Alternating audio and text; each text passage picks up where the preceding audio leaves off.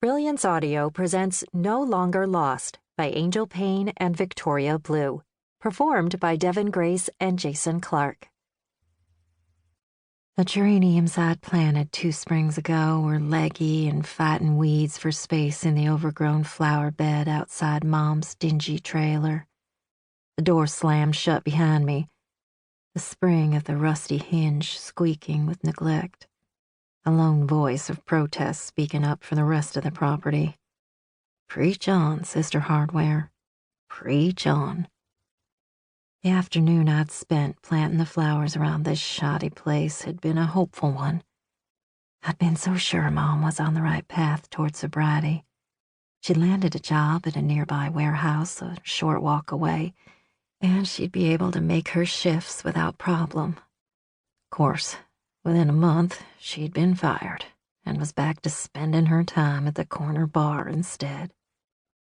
I straightened and stretched my back, looking over to where I'd hastily parked my Nissan in the gravel parking space beside my mom's double-wide. I let my thoughts travel even further into the past.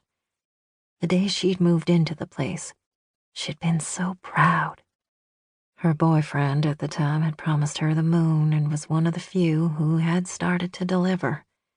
That was before his wife had caught wind of the affair he was having and put a screeching, literally and figuratively, stop to the whole thing.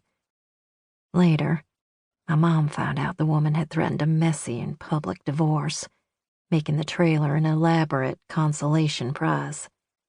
Okay, more like a parting gift. Ah, screw it. Sometimes a spade was just a spade. The thing was a payoff, plain and simple. One of the few things about Janet Mathews that was simple. Time became the cage that confined me. Something that felt like madness set in as the days dragged on. First, there was Tuesday in the clinic, and then a dragged-out Wednesday from hell in my office, catching up on dictations and paperwork. I welcomed Thursday, as my surgical rotation always sped by. By the time we sutured Mr. Krieger's cranial incision, most of the hospital was quiet for the evening. There was actually a bounce in my step as I walked through the parking structure, readying to go home. Tomorrow I'd head out to Thermal. On the following day, my perfect Taylor would be back in my arms, and then beneath my body, if fortune chose to smile my way. Fuck, I missed her. Everything about her. Her silly jokes and the even sillier way she always laughed at them. The look on her face when she thought of something kind to do for someone else, but then quickly attempted to cover up the softness in her demeanor with some smart remark. All the things she didn't think I knew about her. All the things she didn't even know about herself. And then there were the more obvious things. All the shit that drove my senses crazy and woke my cock with matching speed.